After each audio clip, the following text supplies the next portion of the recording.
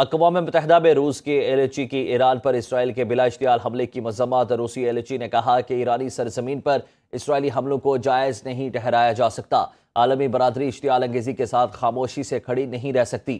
جارحانہ اقدامات کو برداشت کرنا عالمی سلامتی کے لیے سنگین خطرہ ہے۔ سلامتی کونسل اسرائیل کے حملوں کا جائزہ لے، طاقت کے ذریعے کسی قسم کے دباؤ کو فوری روکنے کا مطالبہ کرتے ہیں۔ کشیدگی کم کرنے کے لیے روس سفارتی کوششوں کی حمایت کرے گا۔ روسی صدر نے ایران اسرائیل جنگ روکنے کے لیے ثالثی کی پیشکش کر دی۔ روسی صدر ولادیمیر پوٹن نے ایرانی ہم منصب مسعود پزشکیان اور اسرائیلی وزیراعظم نیتن سے رابطہ کیا، جنگ روکنے کے لیے ثالثی کی پیشکش کی۔ خبر ایجنسی کے مطابق روسی صدر نے تہران کے خلاف اسرائیلی اقدامات کی بھرپور مذمت کی ہے۔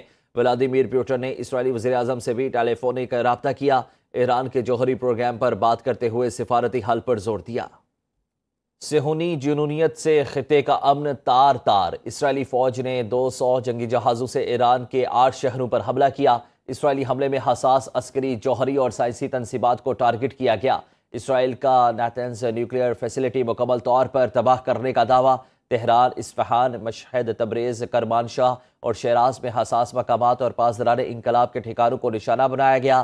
اسرائیلی حملے میں ایرانی فوج کے chief of staff major general Mohammad Bagheri, ایرانی پاسداران انقلاب کے سپہ سالار میجر جنرل حسین سلامی، 6 ایرانی جوہری سائنسدانوں سمیت مجموعی طور پر 78 افراد شہید ہوئے۔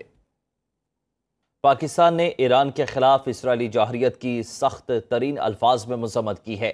صدر مملکت آصف علی زرداری نے کہا کہ اسرائیلی فوجی حملے ایران کی خود مختاری اور علاقائی سالمیت کی کھلی خلاف ورزی ہے۔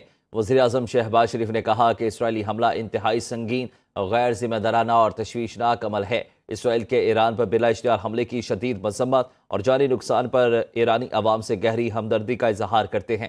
سابق وزیراعظم پاکستان اور قائد نون لیگ نواز شریف کا ایران اسرائیل جنگ کے حوالے سے کہنا ہے، اسرائیل نے ایران پر حملہ کر کے بہت بڑی غلطی کی ہے۔ آج کے دور میں اس طرح کا حملہ کرنا نہایت افسوسناک ہے۔ نواز شریف نے کہا کہ ایران پر حملہ اس کی خود مختاری کی کھلی خلاف ورزی ہے، جو کسی بھی صورت قابل قبول نہیں۔ ایرانی عوام کے ساتھ غیر متزلزل یکجہتی کے ساتھ کھڑے ہیں۔ نائب وزیر اعظم اسحاق ڈار کی ایرانی وزیر خارجہ سید عباس عراقچی سے ٹیلی فونک گفتگو۔ کہا کہ نائب وزیر اعظم اسحاق ڈار کی ایرانی وزیر خارجہ سے گفتگو میں اسرائیلی حملے کی شدید مذمت۔ اسحاق ڈار نے کہا کہ ایران پر اسرائیلی حملہ اقوام متحدہ کے چارٹر اور بین الاقوامی قوانین کی کھلی خلاف ورزی ہے۔ نائب وزیر اعظم اسحاق ڈار کا حکومت پاکستان اور عوام کی جانب سے ایران کی حمایت کا اعادہ۔ نائب وزیر اعظم کا اسرائیلی حملے میں قیمتی جانوں کے نقصان پر اظہار افسوس۔ سنی اتحاد کونسل کے سربراہ صاحبزادہ حامد رضا کا کہنا ہے کہ اسرائیلی عزائم کی وجہ سے دنیا کسی بھی لمحے تیسری عالمی جنگ تک پہنچ سکتی ہے۔ پیپلز پارٹی کی سحر کامران کہتی ہے کہ مسلم امہ کا اتحاد وقت کی اہم ضرورت ہے، ورنہ اسرائیل ایک کے بعد ایک ہدف کو نشانہ بناتا رہے گا۔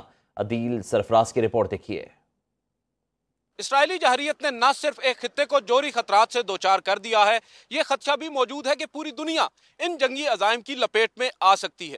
ایسے میں اقوام عالم کا کیا کردار ہونا چاہیے، بالخصوص مسلم ممالک کو کیا پیغام دینا چاہیے، جانتے ہیں اراکین پارلیمنٹ سے۔ میرا خیال ہے کہ سچویشن اتنی تشویشناک ضرور ہے کہ اگر کسی بھی لمحے یہ ٹریگر کر گئی تو دنیا تیسری ورلڈ وار تک جا سکتی ہے۔ دشمن تو جہاں جہاں ہے وہ جب دڑاڑیں دیکھتا ہے تو ادھر اٹیک کرتا ہے، تو اللہ کرے کہ یہ ایک اور جنگ نہ چھڑے اور امن و امان رہے۔ اسرائیل جو ہے پہلے بھی غزہ میں فلسطینیوں پہ، مسلمانوں پہ وہاں پہ ظلم اور بربریت کر رہا ہے، تو یہ جو بیسیکلی ہے میں سمجھتا ہوں دنیا کے امن کے لیے بڑا خطرہ ہے، بڑا چیلنج ہے۔